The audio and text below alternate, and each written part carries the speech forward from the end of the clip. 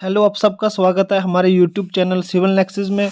तो आज हम अपनी इस वीडियो में बात करने जा रहे हैं सॉइल मैकेनिक्स के बहुत ही इंपॉर्टेंट टॉपिक जो कि है ओरिजिन ऑफ सॉइल। तो हम ओरिजिन ऑफ सॉइल पे इंपॉर्टेंट एमसीक्यूज देखेंगे। तो जो सबसे पहला क्वेश्चन है, जो इंपॉर्टेंट एमसीक्यू है, वो है water formed transported soil is, यानी कि ऐसी सॉइल जो वाटर ट्रांसपोर्ट करता है, वो सॉइल का क्या नाम है? तो सॉइल का नाम है alluvial soil. Therefore option C is correct. अब अगर हमें पूछा जाता कि विंड ब्लोन सॉइल, तो जो विंड ब्लोन सॉइल होगी उसे हम कहते हैं एलियन सॉइल। तो उसका ऑप्शन आ जाता ए करेक्ट, लुइस। और जो सेकंड क्वेश्चन है, the soil transported by wind. अब हमें बताना है कि ऐसी सॉइल जिसे विंड ट्रांसपोर्ट करता है उसे क्या कहते हैं? तो उसे कहते हैं एलियन सॉइल।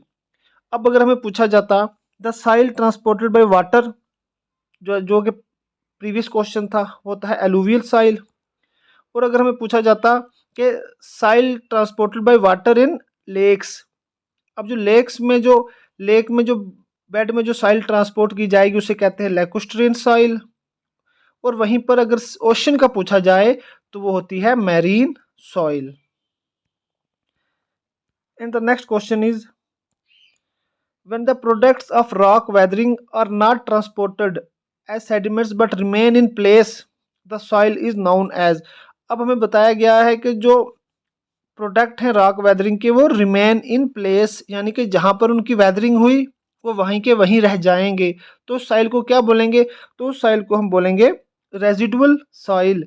और अगर किसी एजेंट की वजह से, यानी कि रनिंग वाटर की वजह से या फिर विंड की वजह से, जो रॉक की जो वेदरिंग है वो उस प्लेस से दूसरी कहीं प्लेस पर चली जाएगी, तो हम उसको बोलेंगे ट्रांसपोर्टेड सॉइल।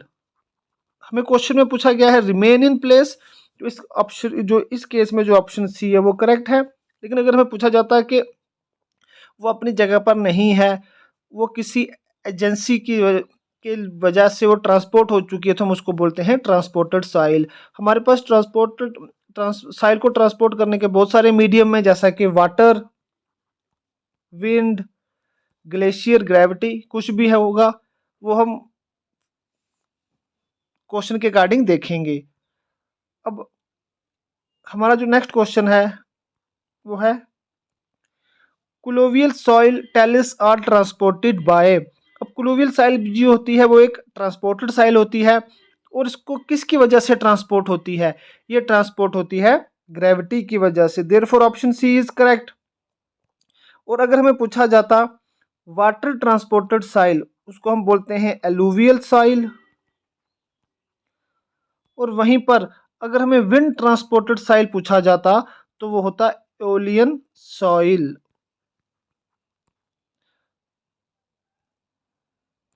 और अगर हमें आइस की वजह से पूछा जाता तो उसको हम बोलते हैं ड्रिफ्ट। इस साथ साथ आप नोट कर लीजिए। And the next question is, which is the geological cycle for the formation of soil. हमें याद रख लेना है कि जो जियोलॉजिकल साइकिल आएगा वो आएगा ETDU, यानी कि सबसे पहले होगी इरोजन, इसे हम वेदरिंग भी कहते हैं। उसके बाद होगी ट्रांसपोर्टेशन, फिर डिपोजिशन, उसके बाद होगी अपहीवल।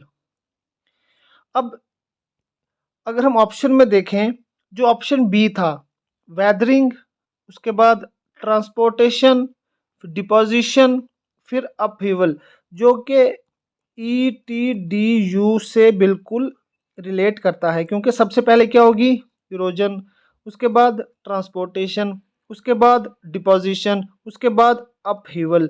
तो आप ये नोट कर लीजिए, geological cycle for the formation of soil, सबसे पहले इरोजन, उसके बाद ट्रांसपोर्टेशन, उसके बाद डिपोजिशन, उसके बाद अपहीवल।